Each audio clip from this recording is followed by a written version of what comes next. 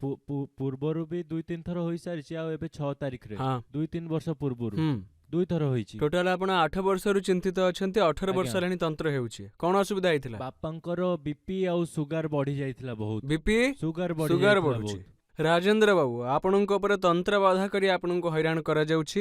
ପ୍ରକାଶ ଏବଂ ସୌମ୍ୟଙ୍କ ଦ୍ୱାରା ତନ୍ତ୍ର ବାଧା କରାଯାଇଛି। ଆପଣଙ୍କ ବ୍ରେନରେ ଷ୍ଟ୍ରୋକ୍ ବାରମ୍ବାର ହେଉଛି। ଆଜ୍ଞା ଆଜ୍ଞା, ଆପଣ ଏହା ଠିକ କହିଛନ୍ତି। କହିନାହାନ୍ତି, କିନ୍ତୁ ମୁଁ ଆଗରୁ ସବୁ ଲେଖିକି କହୁଛି ଆପଣଙ୍କୁ। ହଁ ଆପଣଙ୍କ ଅଣ୍ଟାରେ